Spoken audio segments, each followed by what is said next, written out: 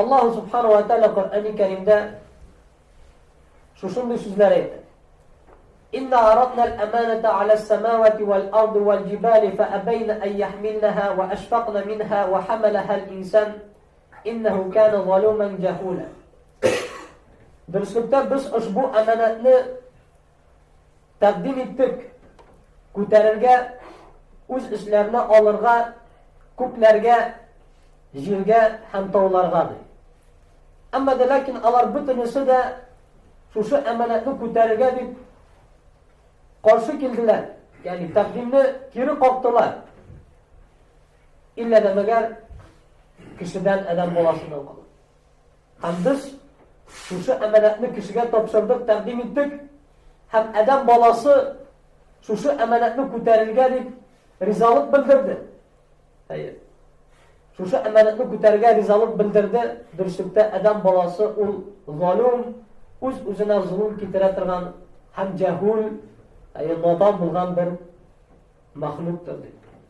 Rabbimiz Allah subhanahu wa ta'ala mana shu amanatni, din amanatin ham boshqa bo'lgan xalqlarni taqdim etadi ularga, titramay turgan, ulug', zo'r bo'lgan tog'larga, ko'klarga, igish-igi ko'rinmagan, bilmagan, ko'klarga, yerga, ne qadar keng bo'lgan yerga ham borisida kiri qolganlar, qabul etirga rizolik bildirmaylar. Ammo lekin adam bolasi zaif bo'lgan, kuchsiz bo'lgan, miskin bo'lgan, zolim bo'lgan, jahul bo'lgan adam bolasi shu amanatni ko'tarishga rizolik bildiradi. Va hamalaha al-insan. Ya'ni inson kishi shu amanatni ustuna ko'taradi. Hamma biz Allah subhanahu wa ta'ala adam bolalarini mana shu amanatni ko'targan sababli turli xalqlar amr etadi. Shu xalqlarni kishilar o'targa tegishli, bu ular ustida amanat bo'lib turadi. Shularning bir nechasini aytib o'tasi kerak. Birinchidan adam bolasining o'z-o'zina qarata bo'lgan haqlari. Ya'ni o'zining nafsining haqqi. Alloh taolo Qur'oni Karimda aytadi: "Va la taqtulu anfusakum." O'z-o'zingizni o'tirmagingiz deydi. "Va la tulqu bi aydikum ila tahlukah." O'z-o'zingizni halokatga itmagingiz deb Rabbimiz Allah subhanahu wa ta'ala amr etadi adam bolalarni o'z-o'zini saqlarga, o'zining umrini saqlarga, o'zining umrini halokatga itmasga. Shunday bir vaqt ma'lum bo'lgan shayni bu hadisni barchalarimizda bila, uch kishi Payg'ambarimiz sollallohu alayhi va sallamning g'ibadati haqida so'raylar. Ham Payg'ambarimiz sollallohu alayhi va sallamning g'ibadatidan Allah silab bergandan so'ng, Allohga silab bergandan so'ng, shularning birisi aytadi: "Men kun sayin urazada bo'lashaqman, ham iftor qilmayashaqman" dedi. Ikkinchisi aytadi: "Men tuni bo'yi namozda bo'lashaqman, ham yo'qlamayashaqman" dedi. Üçüncüsü aytadi: "Men bir qachon da uylanmayashaqman" dedi.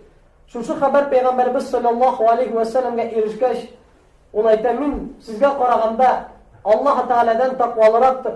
Ham Alloh subhanahu va taoladan mag'rab qo'rqam. Ammo lekin men urazada tutam, shunday iftorda qilam.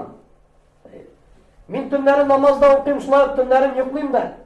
Ham men xotinlarga uylanam deb, ham kimda kim mening sunnatimni kiri qolgan ekan, u bizdan bo'lmas, esa mendan bo'lmas" deb Payg'ambarimiz sollallohu alayhi va sallam aytadi.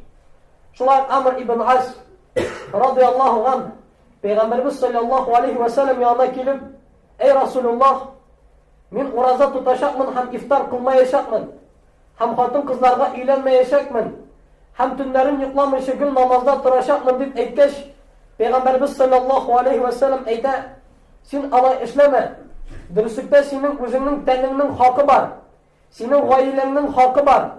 Sening ahlingning, ya'ni xotiningning haqqi bor. Hatto sening yurtingning da haqqi bor.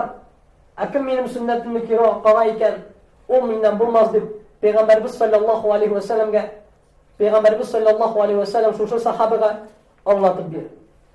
Shunday hurmatli jamoat, bizning haqlarimizdan u bizning ahllarimizning haqlari.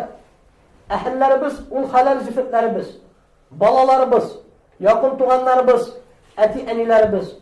Ularning har birisining haqlari bor, ham biz shu haqlarni o'targa tegishlidir. Allah subhanahu wa ta'ala Qur'oni Karimda: "Qu anfusakum va ahlikum nar" deb, siz o'zingizni һәм үзегезнең гаиләгезне җәһәннәм утыннан саклагыз. Шушы утның бит утта янашаклар, ташлар һәм кешеләр дип Раббыбыз Алла субхана ва тааля бәян итә. Шуңа күрә без үзебезне дә, үзебезнең туганнарыбыз, якыннарыбызны да, әһелләребезне, гаиләләребезне дә җәһәннәм утыннан сакларга тиешбез. Һәм бу безнең өстебездә булган бурычыбыз. Бу безнең әманәтебез, без аны үтәргә тиешлебез. Шуңа күрә һәр бер мөмин мөселман белергә тиеш әти-әнисенә карата нинди хаклары бар.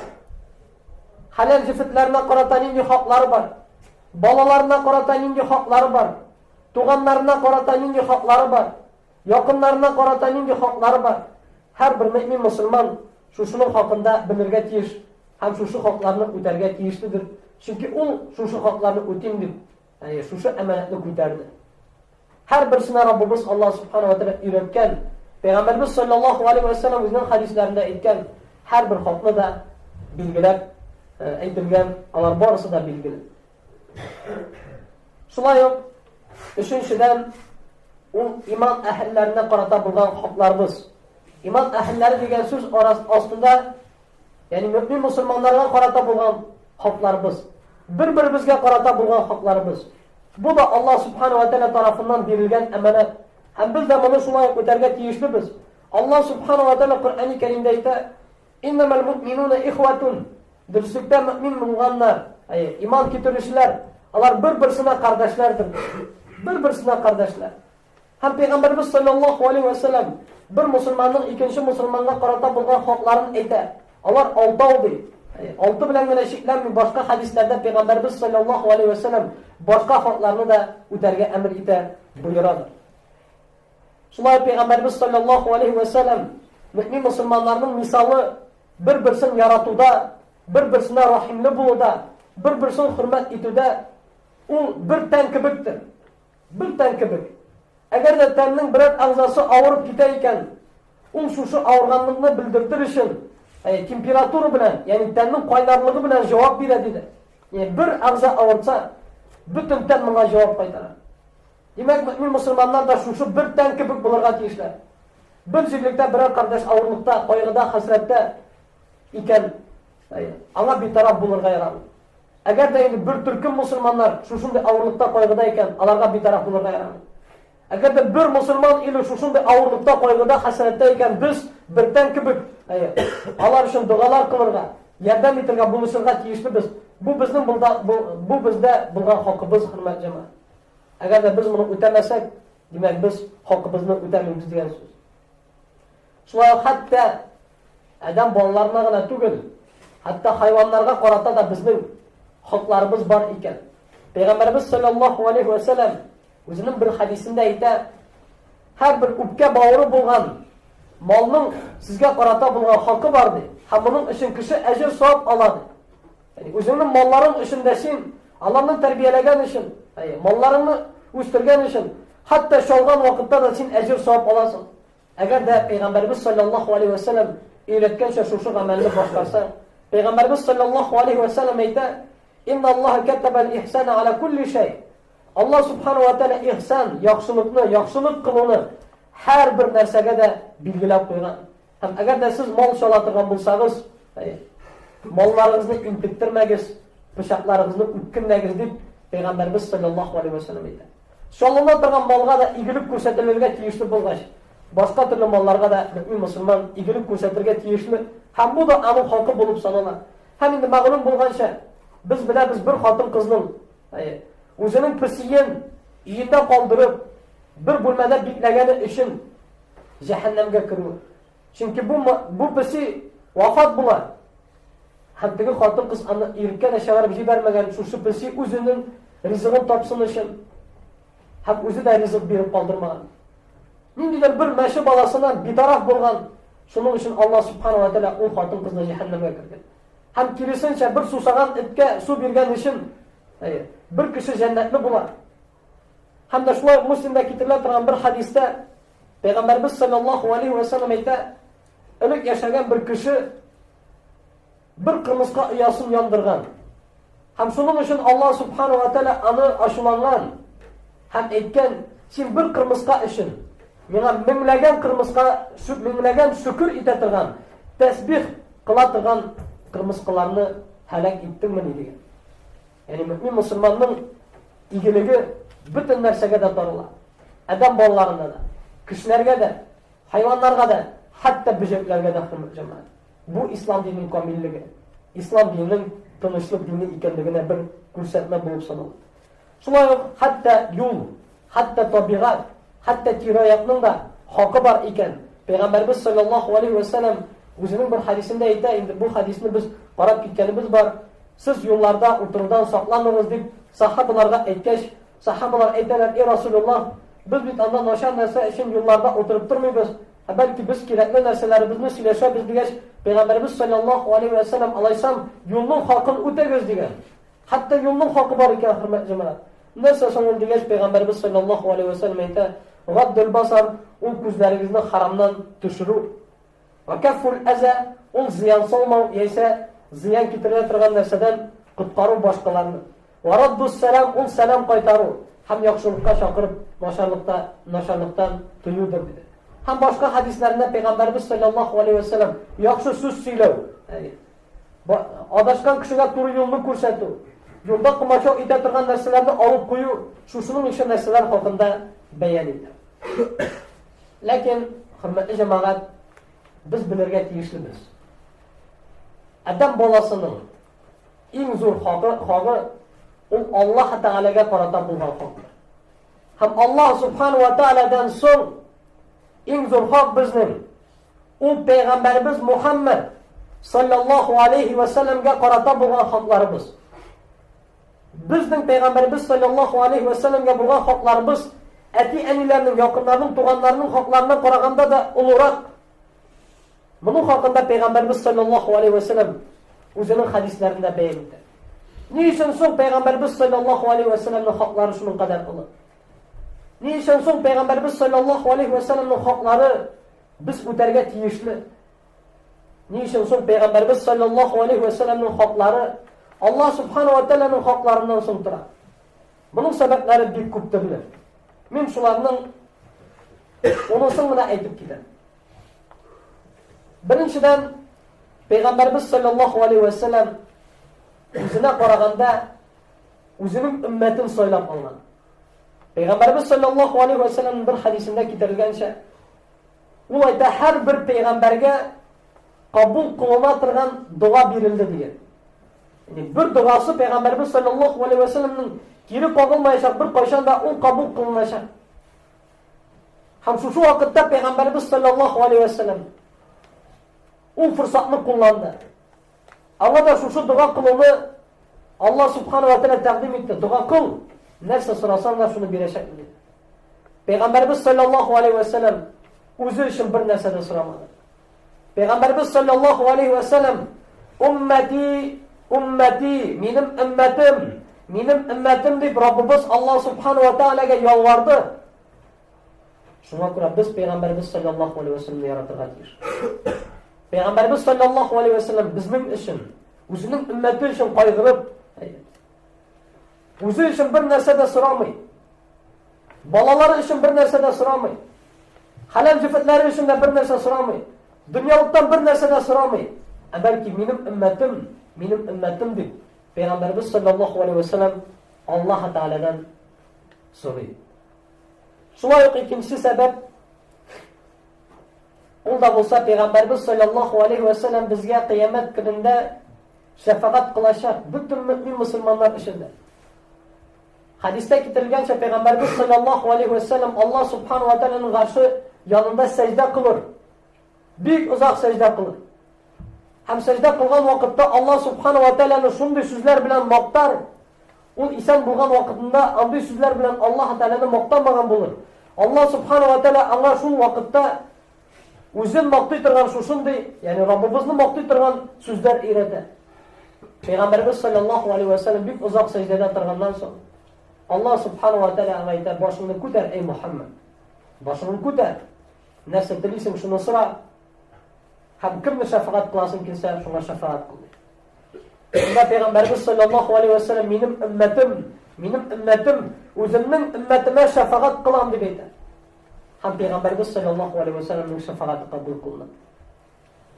Хәтта шуның хәтле Пәйгамбәрбез саллаллаһу алейхи ва сәлләмнең шафаатының көч-куәте шуның кадәр кайсы бер җәһәннәмгә төшкән кешеләрнең газапларын киметүне сорар һәм аның шушы шафааты кабул кылыныр. Кайсы бер кешеләр өчен Пәйгамбәрбез саллаллаһу алейхи ва сәлләм җәһәннәм утыннан чыгаруны сорар. Аллаһ Тәгаләдән һәм Аллаһ субханаһу ва тәгалә ул кешеләрне җәһәннәм утыннан коткарыр. Кайбер кешеләрнең җәннәткә керүен сорар һәм Аллаһ субханаһу ва тәгаләнең шафаатын кабул итеп, кешеләр Пәйгамбәрбез саллаллаһу алейхи ва сәлләмнең шафааты сәбәпле җәннәттә булырлар. Кайберәүләргә Пәйгамбәрбез саллаллаһу алейхи ва сәлләм шафаат сорар, җәннәттә аларның дәрәҗәләрен күтәрсен дип. Һәм Аллаһ субханаһу ва тәгалә аларның дәрәҗәләрен күтәрер. Шуңа күрә без Пәйгамбәрбез саллаллаһу алейхи ва сәлләмнең хакларын үтәргә тиешлебез. Шуңа күрә без Пәйгамбәрбез саллаллаһу алейхи ва сәлләмне яратырга тиешбез, хәтта аның шафаатына ирешер өчен. Шулай Пәйгамбәрбез саллаллаһу алейхи ва сәлләм безне туры юлга күндерер өчен, адам балаларын туры юлга күндерер өчен бөтен сәбәпләрне дә эшләгән. Күпме авырлыклар күргән, күпме мыскыл итүләр күргән. Хәтта бүгенге көнгә кадәр Пәйгамбәрбез саллаллаһу алейхи ва сәлләмне шуның өчен, ислам дине өчен мыскыл итмәкче булалар. Рәнҗетмәкче булалар. Аннан көләләр, имансыз булган бәндәләр. Бит Пәйгамбәрбез саллаллаһу алейхи ва сәлләм үзенең өммәте өчен генә түгел, бөтен кешелек дөньясы өчен рәхмәт итеп җибәрелгән илчедер. Ләкин имансыз булган кешеләр шушы нәрсәне аңламыйлар. Чөнки алар хайваннан да түбән.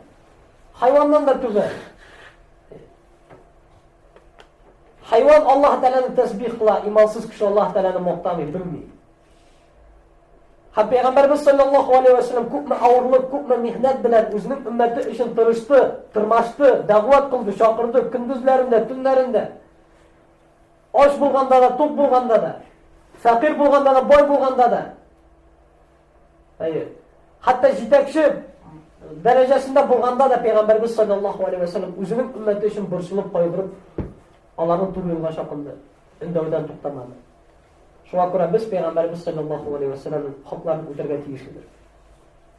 Шулай Пәйгамбәрбез саллаллаһу алейхи ва сәлләм безнең өчен рахимле булды.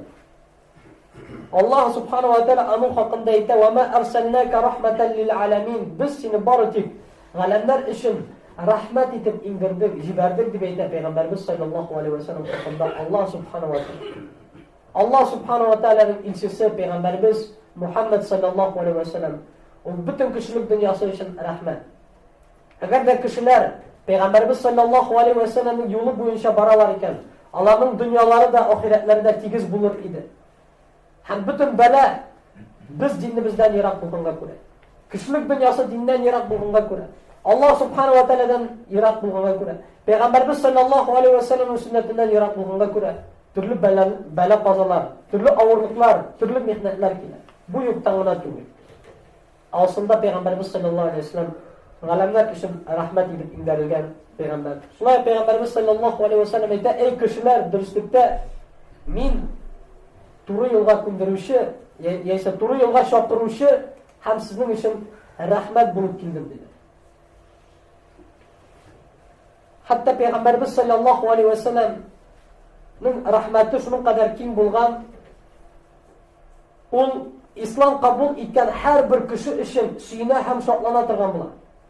Ислам кабул иткән һәрбер кеше өчен Пәйгамбәрimiz саллаллаһу алейхи ва саллям шатлана. Бер вакыт аның күршесендә яшәгән яһудиның бер малае чирләп ята. Пәйгамбәрimiz саллаллаһу алейхи ва саллям аның хәлен белергә дип янына керә. Яһуди янына керә. Һәм аңа исламны кабул итүне тәкъдим итә. Теге малай әтисенә карагач, әтисе әйтә: "Буйсынама" ди. Һәм ислам кабул итә, һәм күпмедер вакыттан вафат була.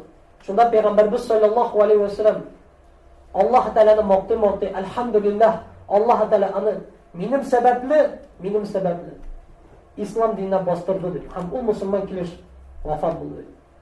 Шулай башка бер риваятларда китерелә, Пәйгамбәрimiz саллаллаһу алейхи ва саллям имансыз хәлдә үлүчеләр өчен кайгыра торган булган. Хәтта бер мәйтне алып килгән вакытта, юлдан алып барган вакытта Пәйгамбәрimiz саллаллаһу алейхи ва саллям шушы мәйтне күрә һәм елый. Һәм аңа әйтәләр: "Эй Расулуллаһ, бу бит Инде bir imansız kafir hem sen ana ulganın görüp yılıysan degəş Peygamberimiz sallallahu aleyhi ve sellem o bidhatlıqni anlamışı kitib bardı. O bidhatlıqni kabul etmişi məngülük cehennem utunu. Hayır. Şunday halda kitib bardı deyip Peygamberimiz sallallahu aleyhi ve sellem rahmete ne kadar kim bulgan. Şulay Peygamberimiz sallallahu aleyhi ve sellem bizni cennet bilen söydürgen. Cennetin nimetlerini anlatkan. Cennette bulgan rahatlıkını Peygamberimiz sallallahu aleyhi ve sellem söylep ko'rsatgan. Şulay Peygamberimiz sallallahu aleyhi ve sellem cehennem otundan bizni kesatgan. Cehennem otunun qatılığı, Allah subhanahu wa ta'ala'nın gazabının ne kadar güçlü hem kuvvetli buluğu. Hatta kişiler şu cennetke aşkınsınlar için, hem kişiler şu ottan yarak bulsunlar için deyip Peygamberimiz sallallahu aleyhi ve sellem şu bilimini bizge aytib qoldi. Şuğa Peygamberimiz sallallahu aleyhi ve sellem bizim için yumuşak. Hatta o özünün bir hadisinde aytır, benim misalım hem sizin misalınız şunun kibiktir. Bir kişi uşak yapkan. Uşak yapkan da şu uşakın yoktuluğuna türlü böcekler kiler. Hem o kişi şu böcekler utta yanmasın, kanatlarını küydürmesinler için nerse işli alanını kuvar. Hayır. Ama da lakin o böcekler nerse işli yoktuluklu, cılılıklı özlerine rahmet deyip oylar. Allah şu utta kırarlar hem helal bulalar. Min de şuna yok deyip Peygamberimiz sallallahu aleyhi ve sellem. Min sizde buna şu cehennemge düşmesin deyip sizin bilbağlarınızdan tortup duran ama da lakin siz şu bilbağlarını tortup cehennem utuna sikirge tırışasınız. Yani Peygamberimiz sallallahu aleyhi ve sellem'in altından iyermişsiniz. Hem cehennemge üzülüz, barasız üzülüz sikiresiz deyip Peygamberimiz sallallahu aleyhi ve sellem deyler. Şulay Peygamberimiz sallallahu aleyhi ve sellem'in o bizge şu dinni, yani Allah subhanahu wa ta'ala bizge şu dinni zingil kılgan Peygamberimiz sallallahu aleyhi ve sellem sebebiyle.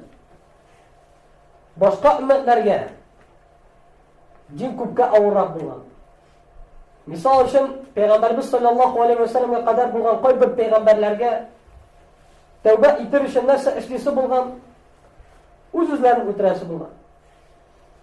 Bir kavimge Allah subhanahu wa ta'ala kiyimlerine necisлекse nerse işlisini bulgan, şu kiyimini kesip, şu necis diyen urunu kesip alası bulgan. Bizde tevbe itir için nerse gerek. Barıtık Allah subhanahu wa ta'ala'dan tevbe sırarga, istiğfar sırarga. Necis diyeyken anı barıtık yuvup koyarga. Hem başka ülkelerde de taharetin bulmayken, su taba almıyorsun iken teyemmüm kılasın. Başka ümmetlerde namaz oku barıtık meşritlerde hem meşrit gibi binalarda gana okurga ruhsat etilse bizim için dinimiz yeniletilgen. Bizim meşrit bulup sanırlar. Koyda gana bulsan da sen namaz okuyor olasın. Bu Allah subhanahu wa ta'ala'nın bizge bilgen rahmetinden. Hatta Peygamberimiz sallallahu aleyhi ve sellem sahabalarga gerekmeyen soruları birmevin indi. Çünkü siz soru verirsiniz de bana cevap verimin de hem siz şu nesini kütere almazsınızdır deyip. Hatta taravih namazın Peygamberimiz sallallahu aleyhi ve sellem 3 gün boyu mescitte okuy, hem onun ardından sahabalar yılışıp indi kubrek okuy başlagaç Peygamberimiz sallallahu aleyhi ve sellem iyinde okuy başlayın. Nerse işin? Özünün ümmetine zinginliktiler. Çünkü ben uyladım, eğer de şunu devam etsem sizin bilen birge, Cebrail farişte Allah Teala'nın haberini indirip, şu amelini farz kıldı sana deyip, hem senin ümmetine deyip eytir de, hem siz şu nerseni kütere almazsınız deyip bırsınıp, iyimde gene okuy başladım deyip Peygamberimiz sallallahu aleyhi ve sellem. Hem bunda misallar bir hesap bir kul.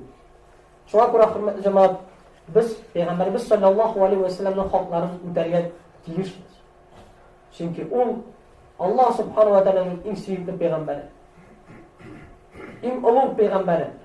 Biz Peygamberimiz sallallahu aleyhi ve sellem'ni yaratırga. Ona salavatlar aytırga. Ona buysunarga, ol tıygan narsalardan tıyılırga, ol üretken şagamel kılırga. Anın sirrısın Peygamberimiz sallallahu aleyhi ve sellem'in turmuşun öğrenirge. Hem Peygamberimiz sallallahu aleyhi ve sellem'ni yoklarga tiyişmiz. Bu bizim buruşlarımız, bu bizim ana parata bulan haklarımız. Aqulu qawli hâzâ ve estağfirullah li ve lekum.